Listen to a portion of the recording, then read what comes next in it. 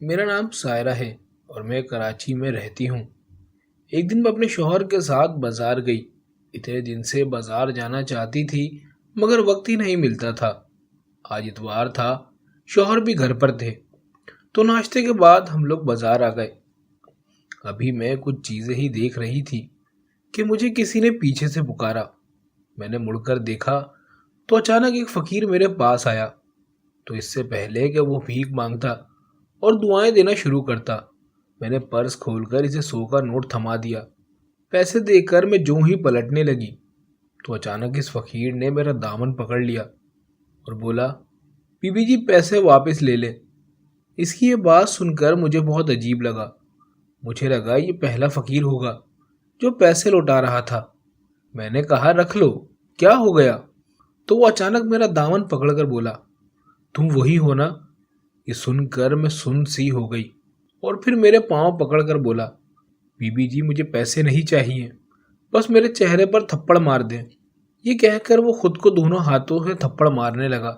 یہ دیکھ کر میں نے ڈر کر فوراً شوہر کا ہاتھ کھینچ کر بولی، عرفان گھر چلیں۔ انہوں نے سمجھانے کی کوشش کی کہ میں آئی ہوں تو اپنی شاپنگ کر کے ہی گھر جاؤں، لیکن میں نہیں مانی۔ میں بہت گھبرا گئی تھی۔ میں وہاں نہیں رک سکتی تھی، نہ ہی اب میں سکون کے ساتھ شاپنگ کر سکتی تھی۔ اس لیے انہیں لے کر گاڑی میں بیٹھ گئی اور بغیر شاپنگ کیے گھر واپس آ گئی۔ اگلے دن میں اسی فقیر کے بارے میں ہی سوچ رہی تھی کہ نوکرانی نے آ کر بتایا، آپ سے باہر کوئی ملنا چاہتا ہے۔ مجھ سے؟ کون ہے؟ چلو میں دیکھتی ہوں۔ میں دوپٹہ اوڑھ کے جو ہی باہر نکلی تو یہ دیکھ کر لرز گئی کہ وہی فقیر دروازے پر کھڑا تھا۔ میں نے اسی وقت گیٹ بند کیا اور فوراً اندر بھاگی۔ مجھے بہت گھبراہٹ ہو رہی تھی۔ میں گھر پہ اکیلی تھی، یہ سوچ کر پریشان ہو گئی۔ اندر آ کر میں نے سکون کا سانس لیا اور سوچنے لگی کہ یہ فقیر میرے گھر تک کیسے پہنچا اور یہ کیوں میرا پیچھا کر رہا ہے۔ بہت سوچا مگر کوئی سرا میرے ہاتھ نہ آیا۔ شام کو عرفان گھر آئے تو میں نے ان سے اس فقیر کا ذکر نہیں کیا کہ وہ تھکے ہوئے آئے ہیں، خواہ مخواہ پریشان ہو جائیں گے۔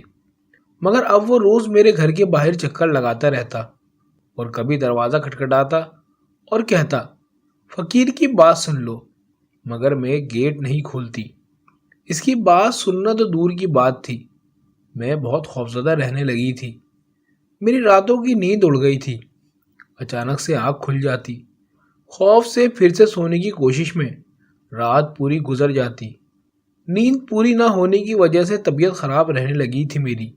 اسی طرح کئی دن گزر گئے۔ میں سوچتی رہتی کہ یہ فقیر آخر کیا بات کرنا چاہتا ہے، میں تو اس کو جانتی تک نہیں۔ اس دن پہلی دفعہ بازار میں ہی دیکھا تھا اس کو۔ ایک دن میں نے تنگ آ کر شوہر کو بتا دیا کہ عرفان آپ کو وہ فقیر یاد ہے؟ تو میرے شوہر نے پوچھا، کون سا فقیر؟ عرفان چائے پیتے ہوئے بولے، وہی جو اس دن بازار میں ملا تھا، عجیب پاگل سا۔ میں نے بتایا، اچھا وہ پاگل جس کو دیکھ کر تم نے ڈر کے مارے شاپنگ ہی نہیں کی اور واپس گھر آ گئی تھی۔ انہوں نے یاد کرتے ہوئے ہنستے ہوئے کہا، اب بھی تم اس سے خوفزدہ ہو؟ کافی دن ہو گئے اس واقعے کو اب تو۔ وہ بولے۔ پھر میں نے انہیں بتایا کہ وہ فقیر روز ہمارے گھر کے چکر لگاتا ہے اور کئی بار کہا کہ مجھ سے کوئی بات کرنا چاہتا ہے۔ اچھا؟ وہ حیران ہوئے۔ عجیب بات ہے بھائی، اس فقیر کو بھلا تم سے کیا بات کرنی ہے؟ وہ بولے، یہی تو میں سوچتی ہوں کہ اس کو مجھ سے کیا کام ہوگا آخر۔ پھر ایک دن میں نے ان کی موجودگی میں ہی اس فقیر کو اندر بلا لیا اور پھر جو ہی وہ اندر داخل ہوا تو اچانک میری نظر فقیر کے کپڑوں میں چھپے ہوئے ہاتھ پر پڑی جس میں وہ چیز بندھی ہوئی تھی، جسے دیکھ کر میری روح تک کانپ گئی تھی اور مجھے پرانی باتیں یاد آنے لگیں۔ میں بہت ہی سیدھی سادی عام سی لڑکی تھی، مجھے اچھے برے کی کوئی پہچان نہیں تھی۔ دنیا میں کیا ہو رہا تھا مجھے کوئی دلچسپی نہیں تھی۔ اپنی موج میں رہتی، کالج سے سیدھا گھر آتی اور گھر سے سیدھا کالج، گھر آ کر کھانا کھا کے سو جاتی تو رات کے کھانے کے وقت اٹھ کر امی کا ہاتھ بٹا دیا کرتی۔ ہم دو ہی بہنیں تھیں، میں چھوٹی تھی، بڑی بہن کی منگنی ہو چکی تھی، 1 سال میں شادی ہونی تھی۔ मैं इतनी अच्छी स्टूडेंट नहीं थी, मगर अम्मी अब्बू को बहुत शौक था मुझे पढ़ाने का, इसलिए मेहनत करके पास हो जाया करती। इसी तरह मेरे दिन गुजर रहे थे कि एक दिन मैं अपनी दोस्तों के साथ कॉलेज से वापस आ रही थी कि एक लड़का खड़ा मुझे ही घूर रहा था। मैंने भी इसे देखा और नज़रअंदाज करके वहां से गुजर गई। अगले दिन फिर वही लड़का रास्ते में खड़ा नजर आया। मैंने देखा, देखने में ठीक ठाक था, मेरी तरफ ही देखकर मुस्कुराया। फिर वो लड़का रोज वहां खड़ा नजर आता। मुझे भी इसकी आदत हो गई थी। कहता कुछ ना था, क्योंकि मेरी सहेलियां भी मेरे साथ होती। एक दिन एक पीरियड रहता था तो जल्दी से निकल आई, क्योंकि मुझे बुखार महसूस हो रहा था। घर ज्यादा दूर नहीं था तो मैं पैदल ही आती जाती थी। वो लड़का कॉलेज से थोड़ी दूर खड़ा मुझे नजर आया। मैं चलती गई। इसने मुझे अकेले आता देखकर मुझे रोका। उसने कहा, सुनो। मैं रुक गई। मेरा दिल धक धक कर रहा था। मैंने हिम्मत करके कहा, क्या है, कौन हो तुम, और रोज क्यों मेरे रास्ते में खड़े होते हो? वो मुस्कुरा के बोला, तुम्हारे लिए। और मैं घबरा गई। वो मेरी आंखों में आंखें डालकर कहने लगा, आई लव यू। मैं तुमसे मोहब्बत करता हूँ सायरा। मैं हैरत में पड़ गई। वो तो मेरा नाम भी जानता था। मेरे हाथ कांप रहे थे। मैंने पूछा, तुम मेरा नाम कैसे जानते हो? इसने कहा, नाम जानना कौन सा मुश्किल काम है, मैं तो तुम्हारे घर का पता भी जानता हूँ। ये सुनकर मेरे होश उड़ गए। मैंने डरते हुए पूछा कि तुम क्या चाहते हो? वो बोला, सिर्फ तुम्हें चाहता हूँ। जब से तुम्हें देखा है मेरी नींदें उड़ गई हैं, मेरा चैन खो गया है, और मैं चाहता हूँ मेरी मोहब्बत का जवाब तुम भी मोहब्बत से दो। ये सुनकर मैं रुकी नहीं कि कहीं कोई देख न ले, और चलने लगी। वो पुकारता ही रह गया कि रुको तो, लेकिन मैं भागती हुई घर आ गई। घर पहुंचकर दवाई ली और सो गई। रात को तबीयत कुछ बेहतर हुई तो मैं इसी लड़के के बारे में सोचने लगी। उसने अपना नाम आमिर बताया था। उसको सोचते हुए दिल जोर जोर से धड़कने लगा। ये पहली बार था कि कोई लड़का मुझे इतनी जल्द ये पहली बार था कि कोई लड़का मुझ में इतनी दिलचस्पी ले रहा था, और मुझे बुरा भी नहीं लग रहा था। फिर रोज ही रास्ते में मिलता, मुस्कुराता, इशारे से सलाम करता, और मैं शर्मा जाती। कुछ दिन बाद वो मुझे खत देने लगा और मैं घर आकर इसके खत पढ़ती, फिर छुपा कर रख देती। फिर मैं भी इसे खत के जवाब लिख के देने लगी। मुझे वो अच्छा लगने लगा था। हाँ, मैं इससे मोहब्बत करने लगी थी। पहली मोहब्बत का ये एहसास मुझे पूरा दिन सरशार किए रखता। हम रास्ते में रोज एक दूसरे को देखते थे और बातचीत खतों किताबत के जरिए होती थी। फिर एक दिन इसने खत में लिखा कि हम कब तक आखिर खत ही खत लिखते रहेंगे, अब मिलो मुझसे, हम दोनों को कहीं मिलना चाहिए। मैंने इसको जवाब में लिखा कि मिलना तो मैं भी चाहती हूँ, मगर ये मुमकिन नहीं है, हम पकड़े जाएंगे। उसने लिखा कि तुम कॉलेज आना, वहाँ से मेरे साथ चलना, फिर मैं तुम्हें छुट्टी के वक्त कॉलेज छोड़ दूंगा। और मैं मान गई। अगले दिन मैं कॉलेज के लिए निकली तो वो लड़का कॉलेज के करीब अपनी बाइक लेकर खड़ा था। मैंने इधर उधर देखा और इसकी बाइक पर बैठ गई। वो मुझे एक पार्क में ले गया। वहां मुझे अपनी मोहब्बत का यकीन दिलाता रहा। कई वादे किए, बहुत कस्में खाई, और कहा कि वो मेरे बगैर नहीं रह सकता। इसकी शिद्दतों को देखकर मुझे खुद पे रश्क आने लगा। मैंने तो कभी ख्वाब में भी ये नहीं सोचा था कि कोई लड़का मेरी जिंदगी में आएगा और बेतहाशा मोहब्बत करेगा। मैं बहुत खुश थी। इस दिन घर आकर बार बार मुस्कुराती रही। इससे बात किए बिना नहीं रह पाती। बस वही मुझे हर जगह नजर आता।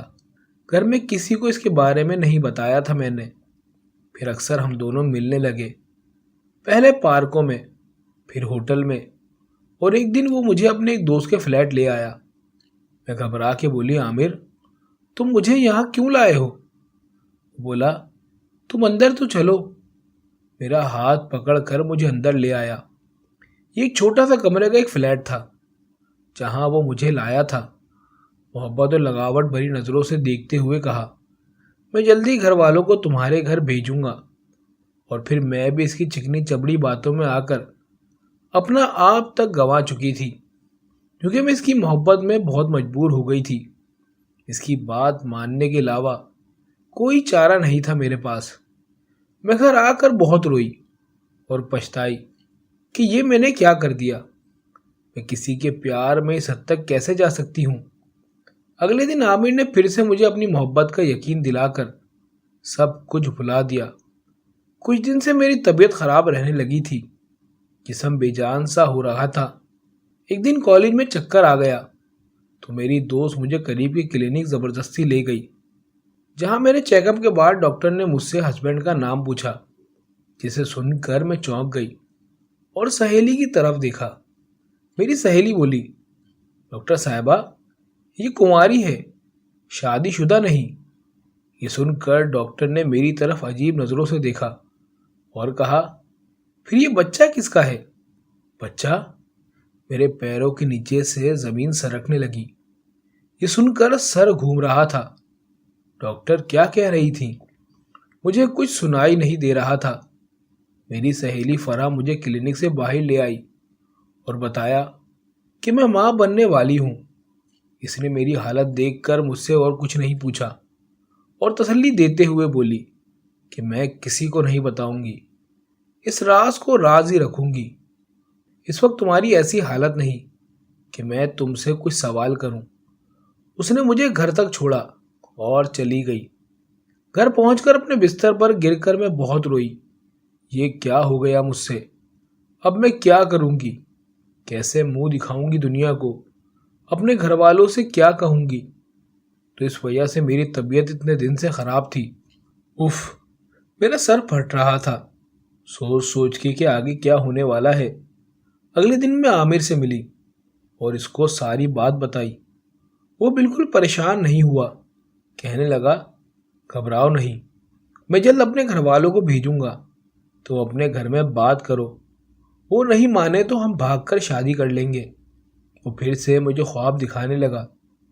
اس دن میں نے کالج میں فرح کو سب کچھ بتا دیا کہ میں کسی سے محبت کرتی ہوں۔ ہم چھپ چھپ کر ملنے لگے تھے اور یہ بچہ اسی کا ہے۔ اب بتاؤ میں کیا کروں؟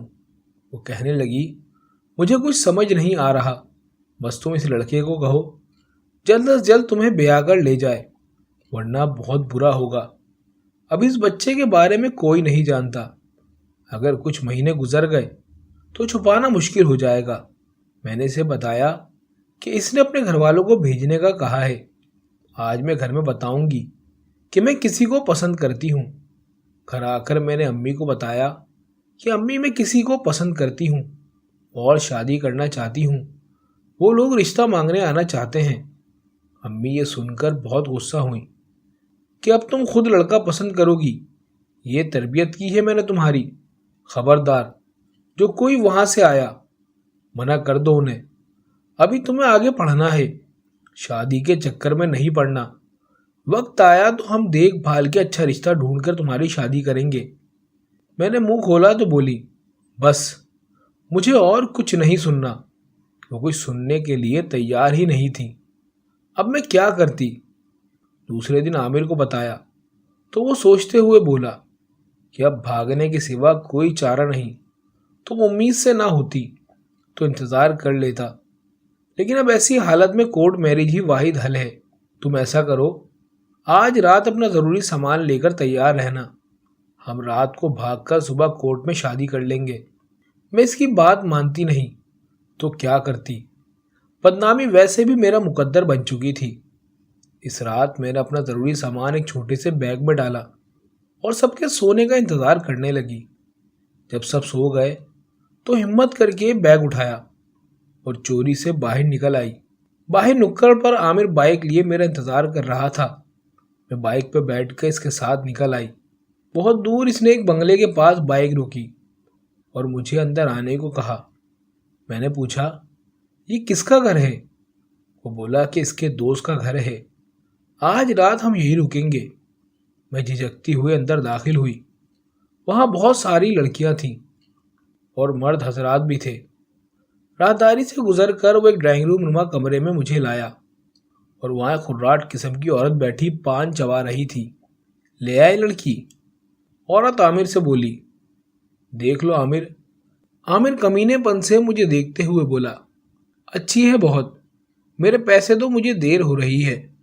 میں جو حیران و پریشان کھڑی تھی، کبھی اس عورت کو کبھی عامر کو دیکھ رہی تھی جو عورت سے پیسے وصول کر رہا تھا۔ میں چلائی، عامر یہ سب کیا ہے؟ اور تم اس عورت سے کس چیز کے پیسے لے رہے ہو؟ عامر پیسے لے کے بنا بات کے چلتا بنا۔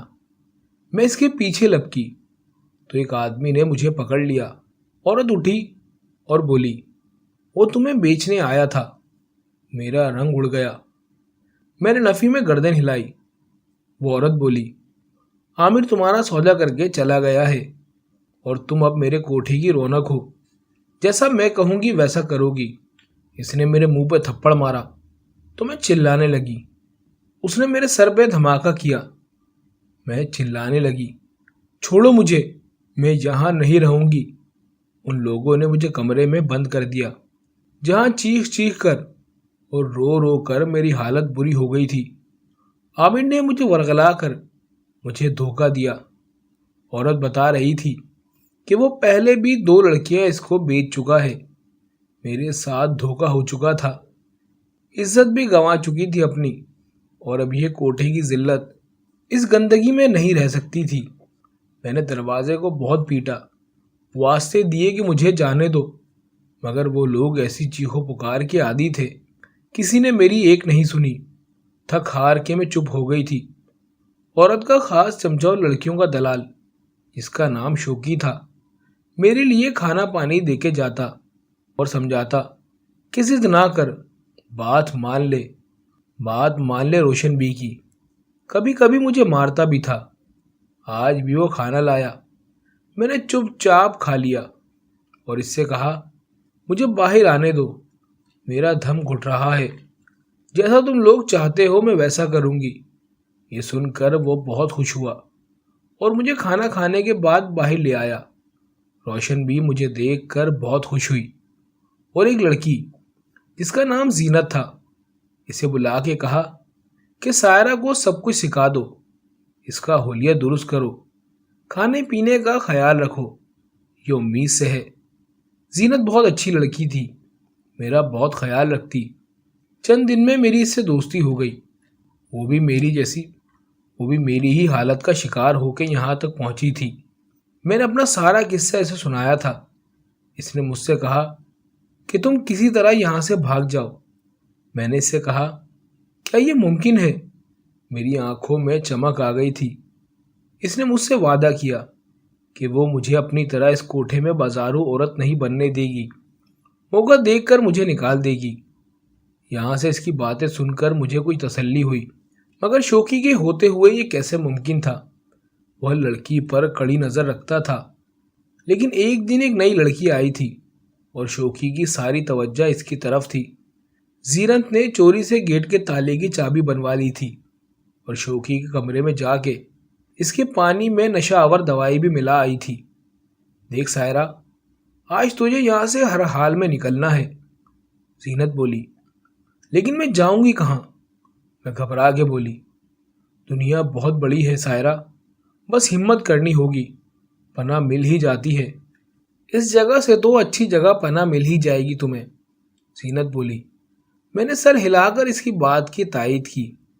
یہ وہ جگہ تھی جہاں پر رات میں دن ہوتا تھا، صبح ہر کوئی تھک کے کچھ ہی گھنٹوں کے لیے سو جاتا تھا، یہاں رات کو نکلنا ناممکن تھا۔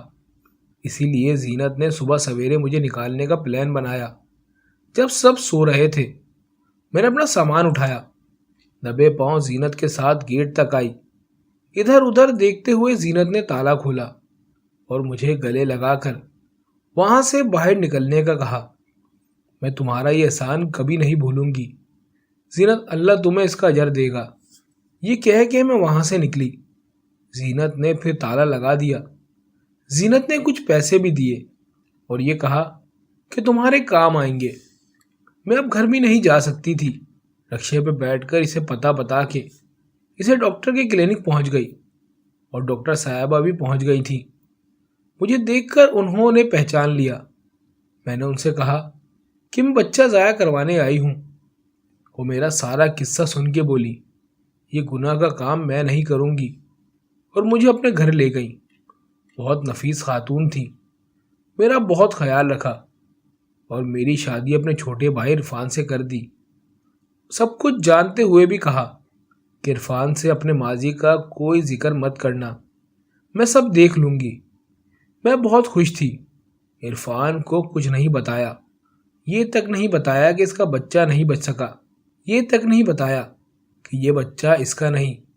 بچہ 7ویں مہینے میں پیدا ہوا۔ اس کے مطابق وہ بہت اچھا انسان تھا، مجھ سے بہت محبت کرتا۔ بیٹا 1 سال کا ہو چکا تھا۔ اس دن میں نے سوچا فقیر کو عرفان کے سامنے بلوا لوں، کیا بات کرنا چاہتا ہے آخر مجھ سے۔ میں نے گیٹ کھول کر اسے اندر آنے کے لیے کہا۔ وہ اندر آیا تو میری نظر اس کے کپڑوں میں چھپے ہاتھ پر پڑی، جس میں وہی گھنگرو کی پٹی بندھی تھی جو شوقی کے ہاتھ پہ بندھی ہوتی تھی۔ میرا دل بند ہونے لگا تھا یہ جان کر کہ یہ کمینہ فقیر شوقی ہے۔ عرفان نے اس سے پوچھا کہ کیوں میرے گھر کے چکر لگاتے ہو اور کیا کہنا چاہتے ہو؟ وہ میری طرف دیکھتے ہوئے بولا، مجھے مدد چاہیے، مجھے پسینے آ رہے تھے۔ وہ میرے بارے میں عرفان کو بتانے ہی والا تھا۔ کیسی مدد؟ عرفان نے پوچھا۔ میں اپنے ماتھے پہ پسینہ پہنچتی جا رہی تھی۔ وہ بولا، بہت غریب ہوں سرکار، مجھے کسی کام پہ رکھ لو۔